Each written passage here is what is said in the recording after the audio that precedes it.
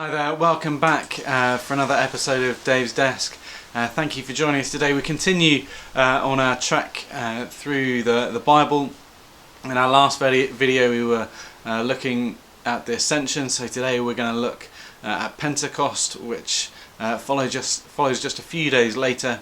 And I'm sure most of you are familiar with the story. The disciples are still in the upper room that we left them in.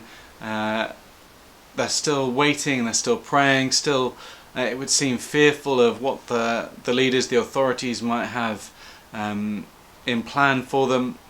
And they've been given this great commission from Jesus, and they've no real sense of what it is they're going to do to fulfill it. How are they going to find ways of getting out into the world and taking this message of hope.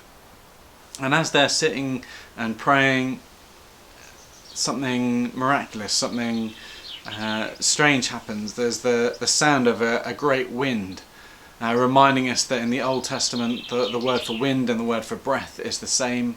And then there's things that look like tongues of fire, reminding us of the burning bush.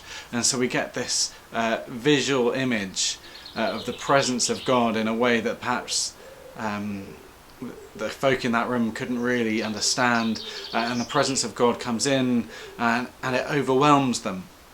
And to me that reminds me of when the temple is dedicated and the presence of God, the Shekinah cloud, the cloud of the glory of the presence of God that we were talking about in the Ascension, fills the temple, and the priests are unable to continue their work because they're overwhelmed by the presence of God.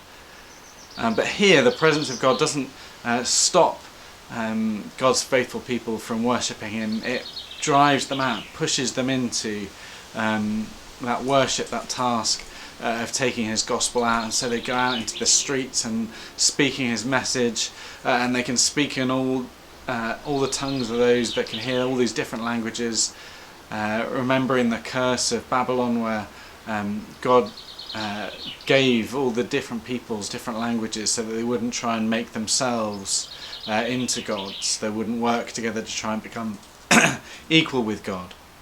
And it's undone because at last there is someone who can lead and lead them to God, someone who can unite them on their path to God. And so the disciples are preaching and they're telling people, you know, there's good news. We can be free. Jesus is the Messiah. He came to set us free, and we hear of thousands of people, presumably a lot of whom have heard Jesus speaking, finally get it. They finally grasp what Jesus was saying to them, finally grasp that there is freedom in Him.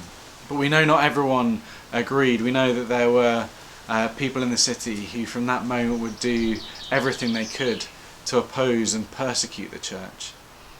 And it just made me think that we are in this time of waiting and of praying, hopefully, and that perhaps when God starts moving again it will seem overwhelming. But just a reminder that when God is moving, and when we're moving because God is moving us, then we are safe.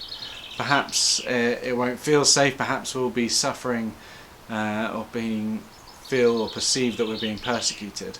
But actually when we move in God's time, even though we go somewhere dangerous, we are truly safe. I hope that's been some encouragement to you today, and I hope to see you again soon. Goodbye.